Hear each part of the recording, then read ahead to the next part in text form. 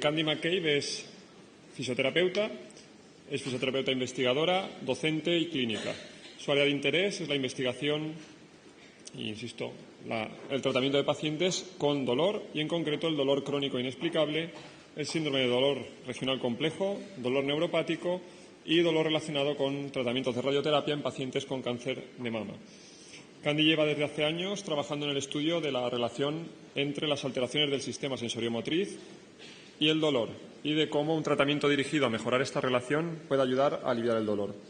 A continuación, impartirá la ponencia Evaluación y tratamiento del síndrome de dolor regional complejo, nuestra experiencia. Gracias, Carlos, y gracias también a Rafael por la invitación a acudir a esta hermosa ciudad y presentaros hoy a todos vosotros mis ideas. La verdad es fantástico ver a tanta gente sentada en un auditorio, ¿no? Yo soy profesional de la enfermería y tengo que tener en cuenta que muchos de vosotros seréis fisioterapeutas. Yo trabajo en colaboración muy estrecha con mis colegas de fisioterapia. Bueno, pues este es el lugar del que procedo, de la parte inferior ahí, en el sureste de Inglaterra, la ciudad de Bath. La verdad que es una ciudad turística, porque, bueno, este es el aspecto que tiene, es muy hermosa. La visitaron por primera vez los romanos y tiene esas caldas, esos baños que se siguen utilizando hoy en día, ¿no? Ahí son lugares públicos donde se pueden beneficiar de estos spas que hicieron los romanos. En la actualidad también es una ciudad georgiana con unos edificios preciosos, ¿no? Yo trabajo justamente en el corazón de la ciudad. Este es el hospital que se construyó en el siglo XVIII, ¿no? para acoger a los enfermos que iban a visitar los baños. Y la verdad es que, como a los ricos que iban a los balnearios no les gustaba ver a los pobres, pues construyeron este hospital en la periferia de la ciudad para alejarlos de las calles, a los pacientes más pobres, ¿no? Había que tener dinero suficiente o bien para pagar el viaje de vuelta a casa o para pagar por el funeral, si es que no conseguías rematar la experiencia. Bueno, pues aquí se ha venido trabajando en los últimos 300 años y últimamente se ha hecho mucho trabajo de reumatología ya en los últimos tiempos de dolor. Bueno, yo tengo mucha suerte, soy jefa clínica de un servicio para el tratamiento del dolor regional. Recibimos a gente del Reino Unido, también de Europa, de los Estados Unidos, y estamos ante un equipo multidisciplinar. Y realmente hablaba con Rafael y con los colegas, ¿no? Este es un concepto un tanto único en España aún, ¿no? Nosotros venimos trabajando en esos equipos con terapia ocupacional, con psicología, con fisioterapeutas, con doctores, con personal de enfermería, y hay parte del equipo que trabaja a caballo entre la práctica clínica y la investigación. De manera que, bueno, pues hacemos a veces encuestas, investigaciones clínicas con los pacientes, pruebas de laboratorio, pruebas en el contexto académico, y luego regresamos e intentamos aplicar todo esto a los pacientes en un contexto real. Siempre estamos aprendiendo, en definitiva. Y por otra parte, tenemos un programa residencial de 2 semanas para personas con SDRC, con condiciones de dolor muy específicas, y es un programa que combina, por una parte, intervenciones muy ajustadas, muy individualizadas, y también terapias de grupo. Por las razones que Cormac ya ha mencionado, es decir, que a veces una misma talla no vale a todo el mundo, y la verdad es que nos interesa mucho tener una caja de herramientas que podamos utilizar, de manera que para algunos pacientes pues podamos utilizar tal imagen, y para otras personas pues otra distinta, porque todos somos distintos. Por consiguiente, esto tiene mucho que ver con este enfoque individualizado, y al mismo tiempo pues vemos a un porcentaje muy pequeño de pacientes al año, solamente 120 pacientes, digamos, en este programa, pero tenemos muchas más derivaciones.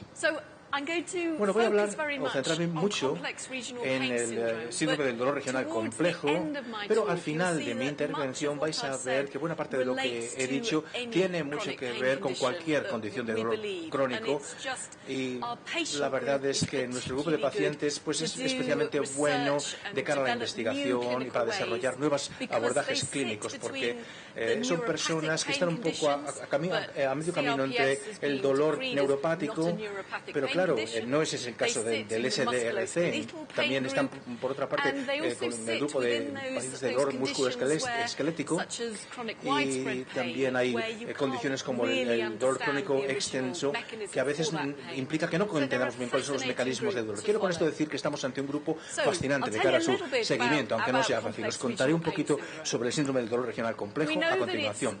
Sabemos que el problema fundamental aquí es este dolor que es desproporcionado con respecto al tamaño de la lesión. El clínico espera, el paciente espera también que el dolor desaparezca, pero ese dolor no solamente no desaparece, sino que va creciendo. Sabemos, por otra parte, que para la mayor parte de los pacientes esto está desencadenado por un traumatismo. También sabemos que la causa principal seguramente es una fractura, y los síntomas más comunes son cuando el paciente te dice que la escayola es demasiado prieta, etcétera, ¿no? Como muchos con dolores crónicos, serán más en las mujeres que en los hombres, y la edad más común, bueno, es la edad, digamos, mediana. Fundamentalmente a partir de los 50, ¿no? Pero claro, también en cualquier punto del espectro de edades lo podemos encontrar, desde los niños hasta la gente muy mayor. No tenemos una cura, pero claro, tampoco tenemos cura para muchas condiciones. En ese sentido no somos especiales, pero sí que quiere decir que los pacientes tienen una ansiedad especial cuando van a Internet, por ejemplo, y ven que no hay cura conocida, pues les impacta, ¿no? Para la mayoría va a haber, sin embargo, una recuperación espontánea, una mejora espontánea. Eso no aparece en Internet muchas veces, ¿no? Y nosotros diríamos que entre el 15 y el 50% de los casos van a mantenerse algunos síntomas que van a perdurar, pero verdaderamente, si ves los datos post, al cabo, por ejemplo, un año después de una fractura, independientemente de si tienen SDRC o no, la mayor parte de estos pacientes no regresan, digamos, a una funcionalidad plena en el miembro antes de la fractura, igual que antes de la fractura. Es decir, que bueno, hay que modular un poco nuestra percepción en este sentido. ¿Cuáles son los signos y síntomas de esta condición? Vemos aquí que tenemos como el síntoma más común, el dolor severo. Sabemos también, cuando vemos al paciente que está en la sala de espera, sabemos cuáles tienen el SDRC porque se suelen separar, generalmente se sientan de una manera especial para colocar su brazo de manera protegida, para que nadie les golpee, no llevan ropa sobre ese miembro, no aguantan ni siquiera un roce, ni siquiera la brisa que pueda entrar por una ventana abierta, ¿no? Sabemos que puede haber una diferencia térmica entre los miembros, más caliente o más frío, fluctúa constantemente. Y sabemos también que va a haber algunos cambios en las pautas de crecimiento de pelo, incluso ausencia total de él, o las uñas que pueden crecer a veces muy gruesas. Sabemos que a veces hay inflamación y una alteración de color que a veces es muy espectacular. También sabemos que en la mayoría de los casos ese miembro deja de moverse y ya se hace muy difícil interactuar con él. Vemos a veces a la gente y le pides, muévelo, y la gente te dice, me lo estoy mirando, quiero moverlo, pero no se mueve. Y otra cosa que sabemos sobre este síndrome es que hay una percepción del cuerpo alterada. De esto me gustaría hablar un poquito más dentro de un momento. Estos son los criterios diagnósticos actuales, los criterios de Budapest. Hay criterios clínicos y de investigación. Hay que ser capaces de seleccionar un determinado número de algunas de estas secciones para saber si uno está en el lado clínico o en el lado de investigación.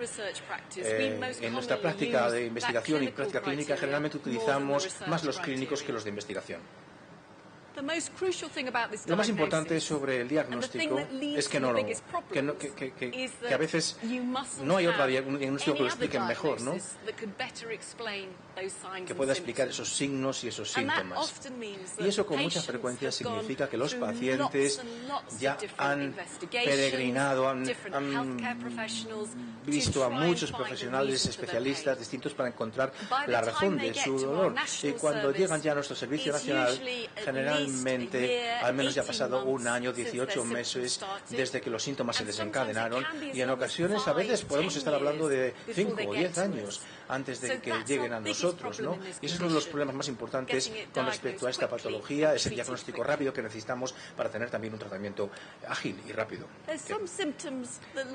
Hay algunos síntomas que duran más que otros. Fijaros, el trabajo de Bean, que está basado en Nueva Zelanda, esta investigadora nos ha clasificado estos síntomas más comunes y más tempranos también, que son los que tienen más probabilidad de resolverse. Cambios en la temperatura, cambios en la pauta de sudoración, inflamación. Yo creo que a veces he visto a personas con situaciones crónicas donde a veces esos cambios de color y esas decoloraciones permanecen mucho tiempo, pero la inflamación generalmente se suele reducir con mucha más, de manera mucho más rápida, ¿no? El dolor va a ser lo más común y persiste en el largo plazo, y ese es un gran problema, ¿no? Si ves a alguien que lleva 5 años después del insulto de la enfermedad, bueno, pues ya siguen con signos que son compatibles con el diagnóstico original, algunos no, pero siguen teniendo muchas veces dolor, problemas de movilidad, a veces no se ajustan a los criterios diagnósticos. Unos se recuperan y otros continúan teniendo el SDRC. Sabemos que se puede además extender este síndrome a otros miembros. Fijaros aquí, esta es una incidencia común del síndrome. Que generalmente estamos hablando de más pacientes afectados con afectación del miembro superior que de los miembros inferiores, pero dicho esto, sabemos por una serie de estudios que aquellas personas que tienen afectación de miembros inferiores tienen peor funcionalidad, peor calidad de vida. Es posible que esa incapacidad en una pierna, por ejemplo, pues implique que a lo mejor no te desempeñes tan bien como si tuvieras una afectación de los miembros superiores. Cada vez vemos más, además, porque ya tenemos seguimientos más largos, que puede haber una extensión a otros miembros. Por ejemplo, de un brazo a una pierna, en el mismo lado, puede extenderse de un brazo al otro brazo contralateral. Más infrecuente es pasar, por ejemplo, de un brazo derecho a una pierna izquierda. Esta pauta de extensión es mucho menos común. ¿Qué mecanismos son responsables? Muy brevemente, os presento aquí esta información, y es que verdaderamente no los comprendemos. Tenemos tantas teorías con respecto a si esto es algo que empieza en la periferia y luego se desplaza a un problema cortical. Hay también papers fantásticos, lo que se han escrito sobre la influencia del sistema inmune, de la sensibilización central. También cada vez más se escribe y se trabaja más en la línea de que a lo mejor esa capacidad a largo plazo de mover los miembros tiene mucho que ver con un factor psicológico, que a veces se perpetúan los problemas. Hay toda una gama de teorías distintas que aparecen aquí reflejadas. Y claro, cuando nosotros muchas veces lo que hacemos es hacer mucho hincapié en los problemas corticales, pero sobre todo en relación con los sistemas sensorimotores, porque si tu sistema motor y tu sistema sensorial están vinculados con tu sistema autónomo, nervioso, pues eso tiene que ver con factores de protección. Esta mañana ya nos ha contado tanto David como Rafael que esto tiene mucho que ver con un tema de seguridad, y es por eso por lo que a veces tenemos estos problemas de dolor, por ese factor de seguridad. Lo que no podemos afirmar con certidumbre es que si miramos al mismo paciente antes y después de la lesión, no somos capaces de predecir quién va a desarrollar un síndrome de dolor regional crónico y quién no.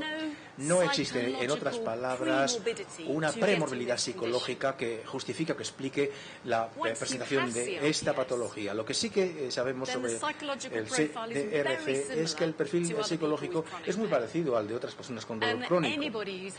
Y cualquier persona que haya tenido dolor más de 24 horas, sabes que aquello te derrumba, ¿no? Te causa tu irritación. Sería muy excepcional si este grupo de personas no tuvieran problemas de ansiedad y de depresión por esa gran cantidad de dolor y de discapacidad que tienen que enfrentar. Os contaré ahora un poquito más sobre la percepción corporal, que me parece interesante. Esto es relativamente reciente, ¿no? Hemos empezado a comprender esos trastornos de la percepción corporal en el dolor crónico. Yo tengo aquí algunos datos sobre la SDRC, pero también os podría dar datos de fibromialgia, que también tiene que ver con estos trastornos de la percepción corporal. También he trabajado en dolor crónico lumbar, también hemos publicado cosas sobre artritis reumatoide, es decir, que no es algo singular, no es exclusivo del SDRC. Lo que pasa es que en este síndrome vemos a veces unos trastornos de la percepción corporal que son muy espectaculares. Esta imagen que veis aquí es de un colega de terapia ocupacional, la doctora Ellie Totten, que colabora conmigo. Ella tiene y un colega de ingeniería de software han creado este avatar, de manera que los pacientes pueden modificar este avatar para mostrarnos hasta qué punto sienten distorsión de su percepción corporal de determinados miembros. En la imagen principal se ve a alguien con SDRC en la mano izquierda. Ellos perciben que su mano es enorme, perciben que está fría, pero aquí, en la parte superior del pecho, del tórax, vemos que se siente mucho calor, ¿no? Si tocas en ese área, a veces no hay mucha diferencia entre la parte derecha y la izquierda, entonces para el paciente, sin embargo, hay una sensación de quemazón y eso lo refleja en este avatar. Es una herramienta que nos permite sacar, digamos, imágenes de la cabeza y proyectarlas en algo sobre lo que luego podamos establecer un diálogo. Y a los pacientes, pues entonces ya no se sienten como que, no sienten que el clínico les ve con incredulidad o desconfía de ellos. Estas imágenes son de un caballero al que he visto hace 4 semanas en mi nueva clínica. Y tiene los ojos cerrados en este momento y me está mostrando qué tamaño cree que tiene ese efecto en su brazo del síndrome, en su brazo derecho. Me explica desde dónde hasta dónde va el dolor, me comenta que lo siente más largo, más grande, pero esa información solamente la tiene cuando retira la visión, cuando cierra los ojos y me lo describe. ¿Esta persona está loca? ¿Está imaginando? ¿Está inventando? Pues no. Porque 3 años antes tomamos estas imágenes de una señora a la que no conocía el caballero, no habían hablado jamás. No, estas eran personas enteramente independientes. Son observaciones autónomas e independientes la una de la otra. La señora tiene SDRC en la mano izquierda y también piensa que es enorme, percibe que es enorme, hasta el punto de que le parece que llegaría hasta el suelo, ¿no? Bueno, pues muchas veces las personas que tienen este síndrome, el síndrome en la pierna, te comentan que es que no hay fin a su sensación de dolor, a su molestia. Y entonces estas son percepciones alteradas, porque la comunicación entre cerebro y miembro está alterada. El cerebro no está, digamos, mostrando la ubicación correcta de ese miembro. Y eso es por un factor de seguridad, ¿no? En ese espacio hay un miembro y no quieres que alguien te haga daño o que te choques con alguien, y por eso conviene a la persona pensar que es enorme. Pero claro, si lo sienten tan grande, entonces ¿cómo te manejas con las actividades de la vida diaria?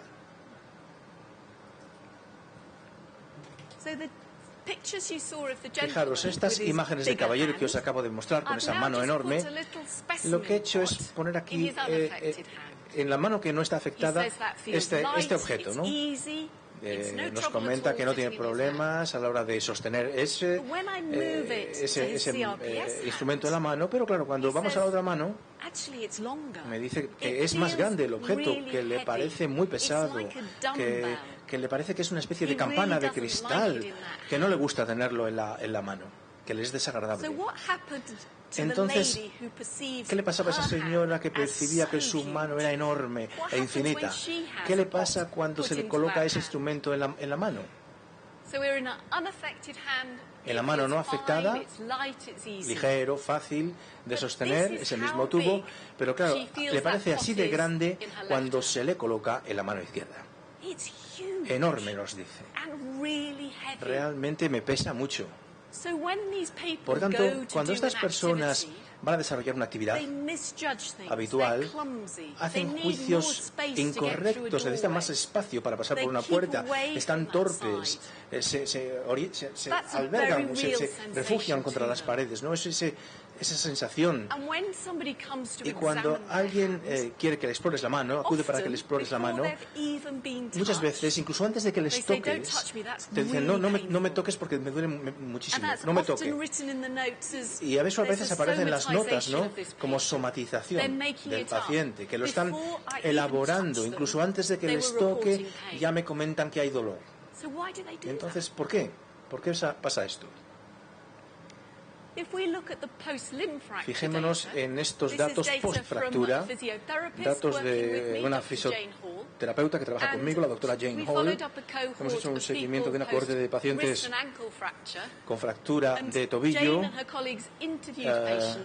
y Jane y sus colegas intervienen 5 semanas después de la fractura a algunos pacientes, comparan con niveles basales, categorizan si tienen percepción alterada. Y bien, aquí a la izquierda vemos donde no hay problema, donde no hay distorsión, pero también vemos que hay personas que tienen esa fractura y piensan que les faltan, que no tienen los dedos, no son capaces de establecer límites claros. No tienen SDRC, por cierto. Entonces hay un dolor agudo que también, concluimos, puede causar esta alteración de la percepción corporal. Entonces yo lo que os quiero comentar es que cuando la gente, a la gente se le va a explorar antes incluso de que les toques, sienten muchas veces el dolor. Y me gustaría explicaros por qué sucede esto. Me gustaría que os fijarais en esta foto y que imaginarais que estáis moviéndolas, arrastrando, digamos, las uñas por una pizarra. Me gustaría que sintierais esa sensación en los dedos. Fijaros esas rayas que haces al arañar la pizarra. Quizás a algunos les haga sentirse esto bastante incómodos y prefieran no mirar la fotografía. Algunos quizás sintáis una especie de hormigueo en la punta de los dedos. Incluso algunos quizás sentéis ese hormigueo en la mandíbula,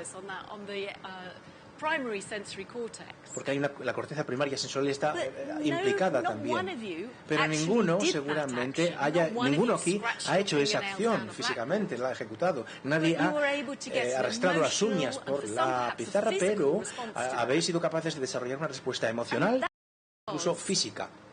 Y ello es porque somos capaces de sentir las emociones, de percibir las sensaciones que están distantes de nosotros mismos.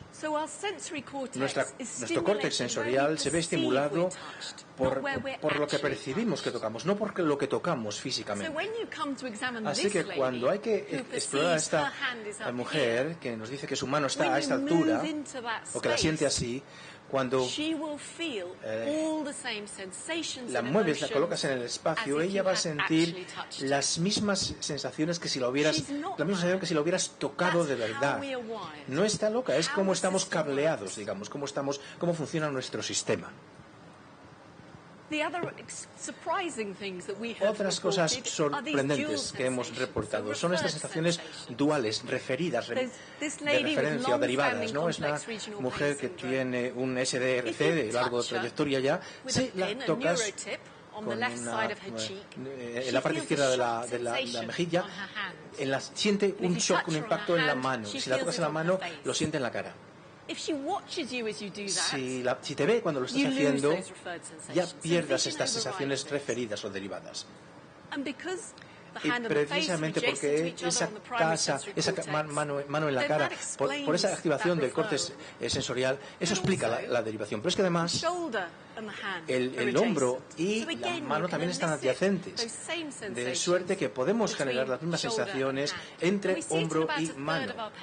Y eso lo vemos en aproximadamente un tercio de nuestros pacientes. No es, por lo tanto, solo miembro superior, también hemos visto este fenómeno en miembro inferior.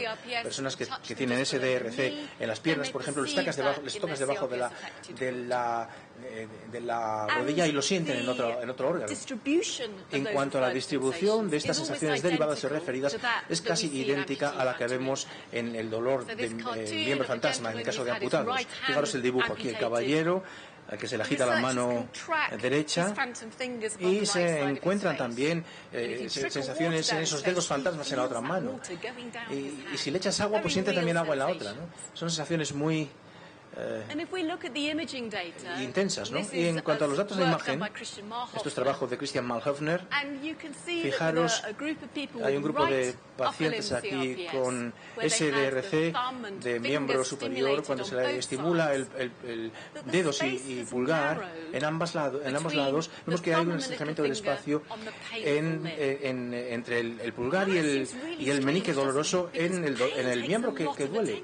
Es decir, que el dolor requiere mucha atención, y a lo mejor cabría pensar que se necesita una mayor implicación neuronal. Pero fijaros, cuando tocas a los pacientes en la parte no afectada, en la mano no afectada, sienten temperatura, sienten suavidad, dureza, vibraciones. Si les tocas en la parte afectada por otra parte, la única sensación que experimentan es dolor. Todo se traduce en dolor. Por consiguiente, esto requiere en realidad menos actividad neurológica, y por eso el espacio tiene esta distribución. En el córtex motor primario hay un incremento de la actividad, y aquí seguramente lo que sucede es que porque hay una representación peor de ese miembro afectado, es más difícil por eso mismo mover ese miembro. Y eso es lo que vimos en la praxis clínica. La gente se mira el miembro afectado, dicen quiero moverlo, pero soy incapaz, no se mueve. Así que nuestro sistema sensorial es un sistema. Todos nuestros sentidos están unidos y conjugados para darnos esa percepción, el gusto, el olfato, la audición, y eso es justamente lo que vemos en esta población. Por eso a veces se aíslan socialmente, porque no aguantan situaciones de mucho ajetreo, ruido elevado. Te comentan muchas veces que ven cosas moviéndose, piensan que tienen ya fallos en la vista. Van al oftalmólogo, van al optómetra y les dicen no le pasa nada a usted en sus ojos. Entonces, claro, una vez más se enfrentan a esa sensación de incredulidad. No me creen. Fijémonos ahora un poco en el problema de la visión al que acabo de aludir. Fijaros en este cubo. Poner la mano, o levantad la mano si veis que el cubo se mueve, si se desplaza de alguna manera. Quizás se avance hacia vosotros o quizás se retraiga.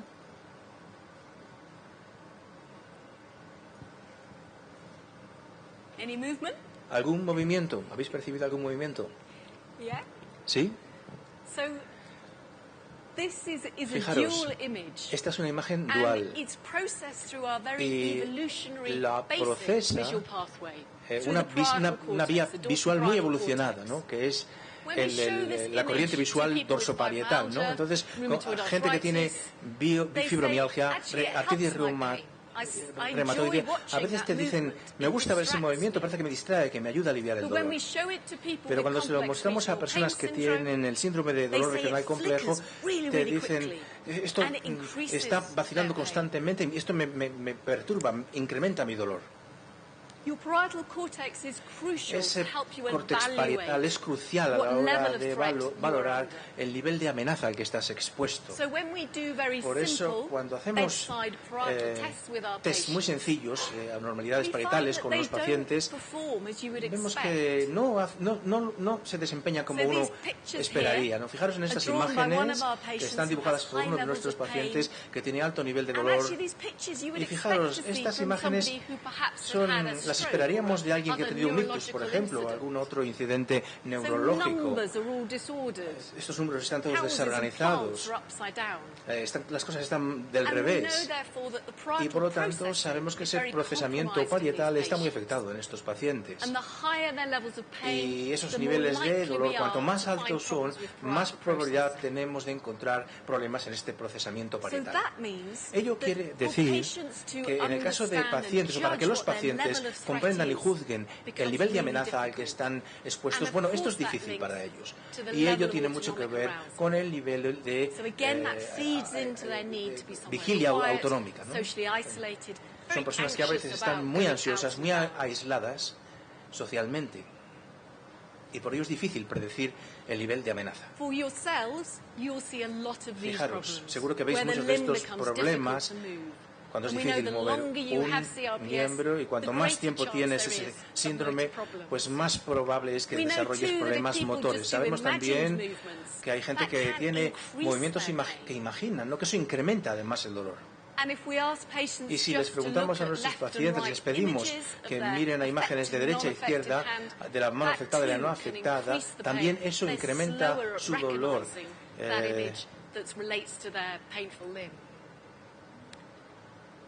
Y tienen una ralentización del reconocimiento de que eso tiene que ver con su miembro afectado. En nuestra práctica clínica, todo el mundo le preguntamos si alguna vez has pensado que preferirías que te amputaran. ¿Y dónde? ¿Dónde quieres que te amputen? ¿A qué altura? ¿Dónde estaría esa línea hipotética, ¿no? Porque esa información nos está contando qué área se percibe como normal y dónde el dolor está empezando a hacer que se pierda, ¿no? Y eso yo creo que tiene mucho que ver con esas vías evolutivas muy básicas, ¿no? Donde estarías, si encontraras, digamos, una araña del baño,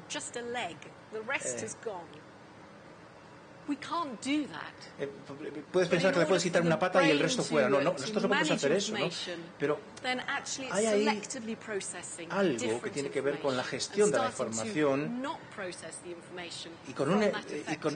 y con el hecho de que a veces ya se empieza a dejar de procesar la información en el procedente del miembro afectado. También nos encontramos con distonia muchas veces, y quizás estos son los pacientes más difíciles de tratar. No hay ninguna intervención maravillosa para la distonia a nuestra disposición.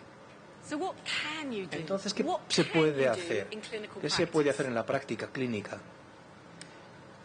Para nosotros en el Reino Unido, nosotros tenemos guías sobre lo que hay que hacer en estos casos. Son guías que se fundamentan en 4 pilares de los cuidados y también en una intervención multiprofesional. Es la filosofía. Entonces, si fuera posible, querríamos, lógicamente, reducir el dolor. Pero sabemos con respecto a los fármacos analgésicos, que a veces hay que tratar hasta 7 pacientes hasta que uno empiece a beneficiarse. Es decir, que no son tremendamente eficaces. Y bueno, muchas veces lo que nos limitamos es a probar distintas cosas con distintos pacientes para constatar qué es lo que nos da más beneficio con un mínimo de efectos adversos. Muchas veces también les quitamos estos analgésicos para que se despierten, para que se impliquen. Y esa rehabilitación profesional y física yo creo que es muy importante en esta estrategia, pero tiene que estar centrada en los valores del paciente, en sus propios objetivos, en aquello que ellos quieren conseguir, no en aquello que nosotros como profesionales pensamos que deberían conseguir. Y a fin de conseguir ese objetivo necesitamos apoyo psicológico y una gran cantidad de educación, de explicación. Pero claro, de todo esto, cada semana cuando veo a mis pacientes y les pregunto, ¿qué esperáis de nosotros? ¿Cómo os podemos ayudar? Lo que te dicen, lo podéis imaginar, es quiero que desaparezca el dolor. Tú les puedes comentar cosas sobre mejorar su funcionalidad, su calidad de vida. Ellos te dicen, no, que se vaya el dolor, que desaparezca el dolor. Eso es lo que la mayor parte de los pacientes esperan de nosotros. Y en este sentido, pues nosotros acabamos de terminar un estudio internacional en el que hemos preguntado a pacientes de 8 países distintos cuáles son sus principales 5 prioridades. Y nos cuentan, y no cabe sorprenderse, No importa que sea hombre, mujer, mayor, parado, trabajador, si sea un caso de medicina legal o no, no importa. Todos quieren, en primer lugar, que el dolor desaparezca. Y no solamente el dolor del síndrome de dolor regional crónico, sino también el dolor musculoesquelético, que a veces se presenta de manera muy rápida cuando tienes un órgano o un miembro, mejor dicho, que no se mueve bien. Eso lo comprenderéis muy bien. Hay muchos pacientes y también muchos profesionales de la salud que no lo entienden. Que si tienes un síndrome de dolor regional en la mano, eso te va a afectar la ambulación, te va a afectar la línea media, te va a afectar la ambulación, la manera de caminar y puede llevar a otros problemas musculoesqueléticos. También quieren mejorar su movilidad, el movimiento de los miembros afectados. No quieren tomar medicación, no quieren. Les confunde, no sienten que son ellos mismos. Y además tampoco quieren esa rigidez. Rafael ya nos ha dicho que esa rigidez es más bien un concepto central que algo que suceda, digamos, a nivel periférico. En todo caso, lo que nosotros hacemos con nuestros pacientes es lo siguiente. La gestión actual del dolor no tiene que ver tanto con aliviar sino con la mejora de la funcionalidad, de la calidad de vida. Y hay muchos programas que ni siquiera se plantean el tema del dolor. Y esto confunde un poco a los pacientes, o bastante más bien. A veces ni siquiera les preguntamos si el dolor ha desaparecido. Hacemos exactamente lo mismo independientemente de esta información. Así que quizás no lo estamos haciendo tan bien. ¿Cómo podemos aliviar el dolor crónico? ¿Cómo podemos desembarazarnos de él?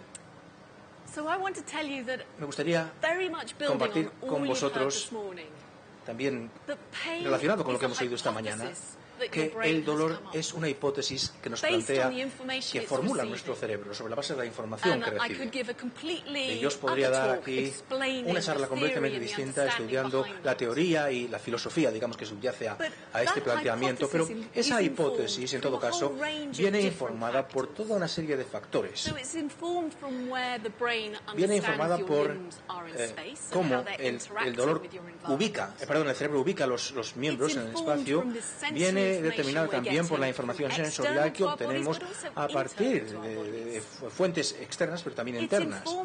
También viene informada por las emociones, por cómo experimentamos esas interacciones que tenemos en un momento dado, y está muy informada y muy condicionada por nuestra experiencia previa. Esa hipótesis que formula nuestro cerebro puede estar basada en la experiencia que tuvimos ayer o antes de ayer, y naturalmente está muy influida por cómo ello influye en nuestro despertar autónomo, nuestra alerta, nuestra vigilia autónoma.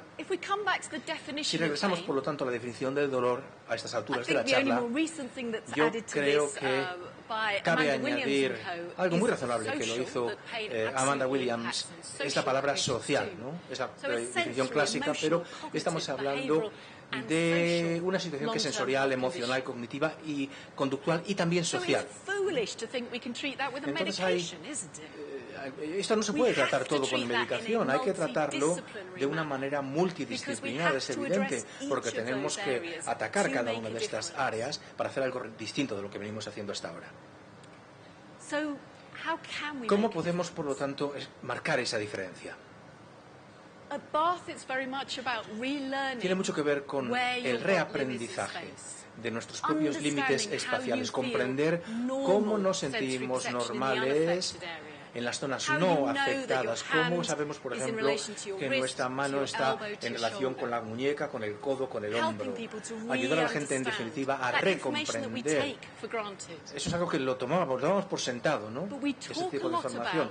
Hablamos mucho también de volver a encontrar esa información sensorial. Me gustaría daros una analogía muy modesta, ¿no? Si empezara yo a echar aquí agua por todo el escenario, si hubiera un reguero pues ese reguero se dirigiría allá donde el nivel del escenario lo llevara. Pero si esa corriente fuera ya un río o discurriera durante mucho tiempo, entonces ese agua ya va dando forma al escenario, justamente lo contrario. Y a los pacientes, con respecto a los pacientes, yo creo que su experiencia es un poco ese río. Pero naturalmente, ahí está la misma información que había antes. Si uno hubiera estado sentado en la orilla del río, eso sería una percepción normal. Entonces, hay que ayudar a que los pacientes tengan acceso a esa información. Cómo encontrar esa información que subyace al dolor, que está escondida, cómo reaprender, cómo volver a experimentar las texturas suaves, la vibración en el otro órgano no afectado, y que eso sirva para preparar a que el órgano afectado, el miembro afectado, recupere la memoria de la sensación y empiece de nuevo a sentirla. Y es extraordinario constatar cómo, vinculando esto a una experiencia emocional agradable, al retornarte, digamos, a una fase pre-memoria del dolor, por ejemplo, caminar en una playa en un día soleado, sentir la arena bajo los pies, y luego, claro, controlar ese nivel de despertar autónomo, ¿no? Mantenerlo, digamos, en un espacio tranquilo para que la gente pueda concentrarse y puedan encontrar esa información de nuevo. Todo está allí. Sencillamente es que no se está procesando. Así que esto, ¿cómo lo hacemos? Pues con una toolkit, digamos. No tenemos una talla que sirva para todo el mundo. Tenemos distintos modos de ayudar al paciente a tener acceso a ese reentrenamiento, a esa reinstrucción. Sabemos que hay varias fórmulas de aportar esa información, de retornar esa información sensible, la percepción de volver a mover ese miembro para aliviar a su vez el dolor. Así que esa prótesis bioeléctrica, por ejemplo, con el dolor del miembro fantasma, sabemos, por ejemplo, que es óptima para desembarazarse del dolor rápidamente. Cuanto antes implementes esta terapia, pues mejor, menos dolor vas a tener. También sabemos, por el trabajo de Ramachandran, los beneficios de darles esa ilusión visual, de devolverles así, como si fuera, podríamos decir, ese miembro. Esta mañana ya se ha mencionado de esto. Se puede incluso aplicar también al síndrome de dolor regional complejo. Pero claro, esta terapia del espejo no se funciona con todos los pacientes. Y claro, llevo ya 20 años trabajando en esto y todos sabemos que la tecnología avanza a gran velocidad. Todos hemos oído hablar de la realidad virtual. Bueno, pues eso también puede ser útil. En la actualidad, con dos pacientes, estamos desarrollando un software de realidad virtual para personas que tienen este síndrome de dolor regional complejo.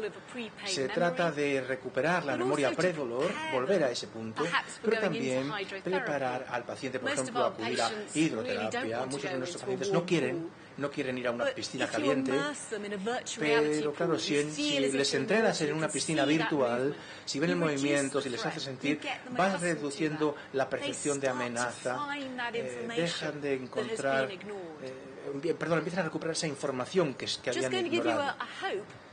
Quiero dar un poco de esperanza también, un ejemplo de cómo funciona esto en términos prácticos. So if you bring your right hand up, do you want to try patting it from the top?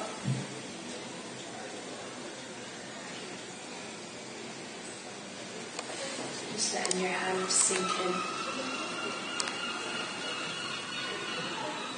You're able to push it down.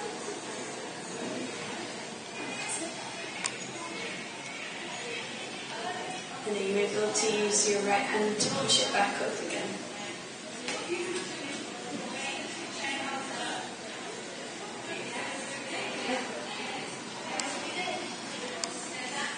And please.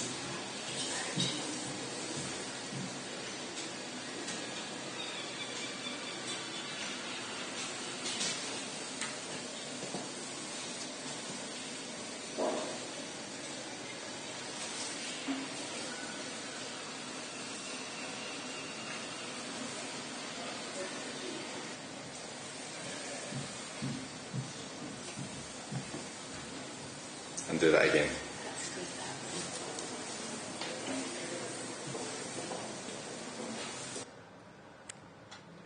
anybody who had seagulls, you'd think the bath is very close to the sea. It's about 30 miles from the sea, but seagulls está a live in 30 the millas sea. So apologies for the noise. Perdón, aparecen gaviotas porque las gaviotas viven a veces lejos de la costa. Bueno, es un poco verificar las limitaciones del paciente, procesar esa información, ayudarles a comprender cómo se está produciendo el movimiento en sus miembros.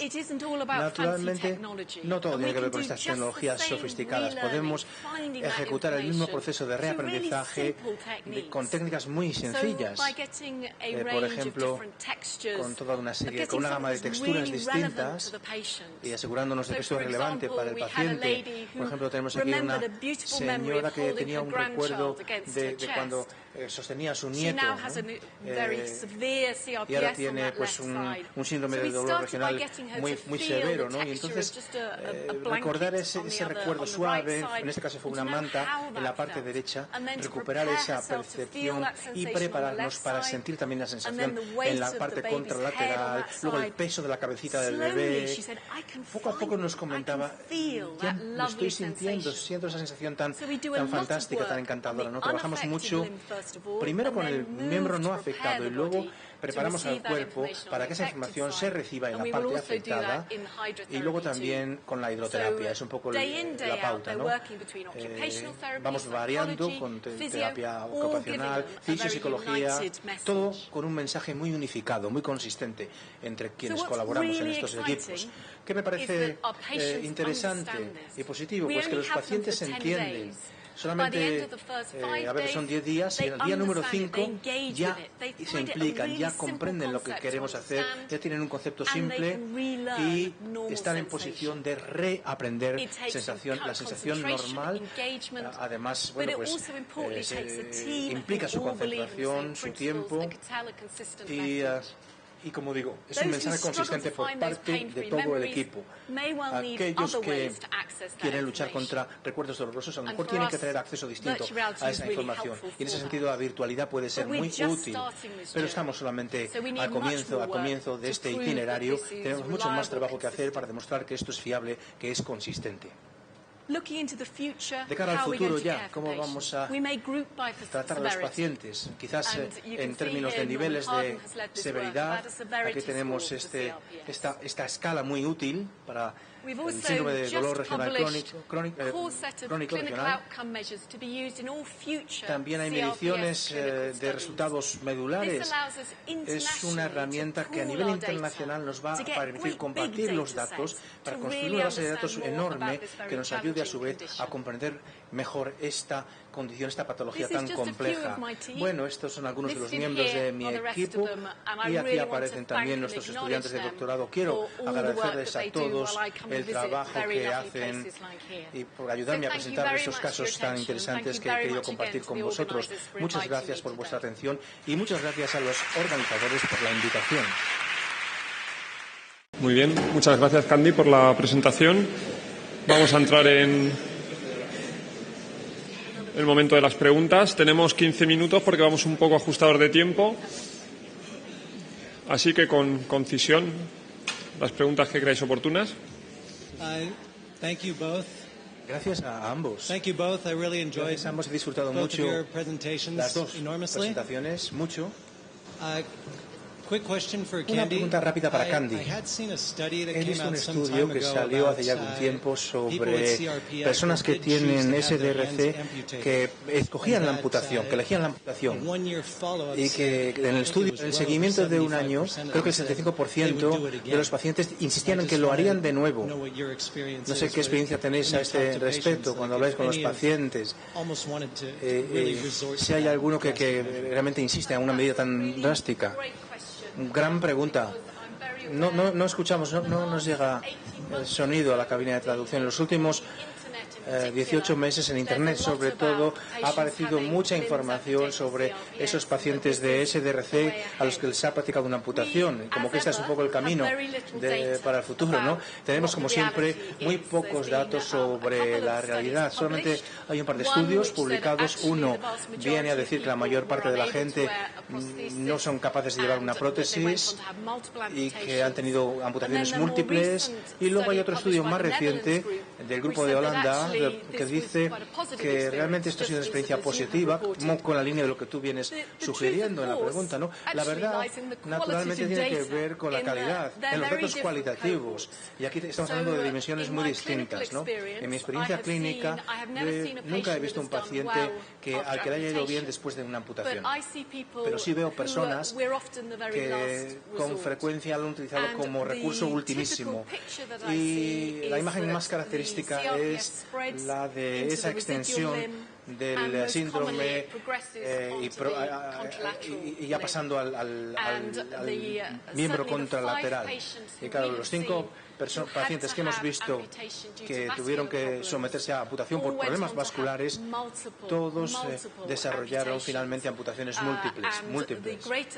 Y cuanto mayor ha sido el número de amputaciones, mayores han sido sus problemas. O sea que en la mayor parte de estos casos hemos tenido que poner catéteres porque había una hipersensibilidad. Ninguno ha sido ya capaz de utilizar una prótesis.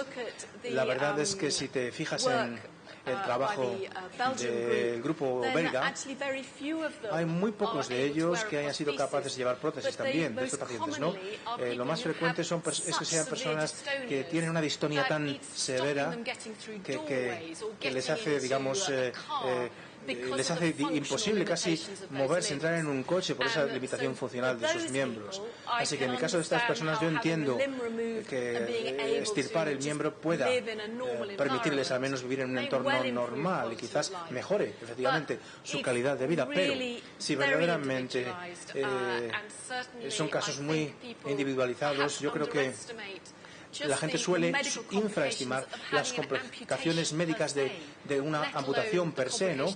Por no contarte ya la complicación del síndrome ya encima de ello, ¿no? Así que, bueno, no veo una vía clara por ahí. Realmente preferiríamos que la gente recuperara, volviera a encontrar ese miembro, recuperar esa información en lugar de agregar más pérdida y más percepción, sensación de pérdida. ¿Alguna otra pregunta?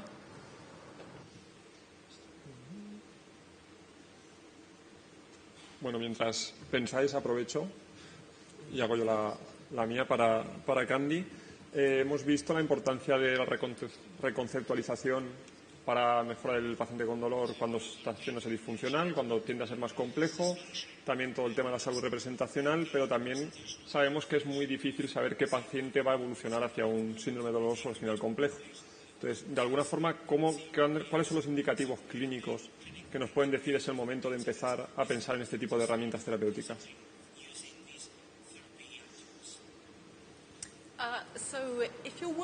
Bueno, si trabajas en un contexto de traumatología, por ejemplo, ciertamente un estudio de fracturas, por ejemplo, que ha demostrado que hay una enorme cantidad de cambios sensorimotores que precisamente tienen lugar por el traumatismo, ¿no?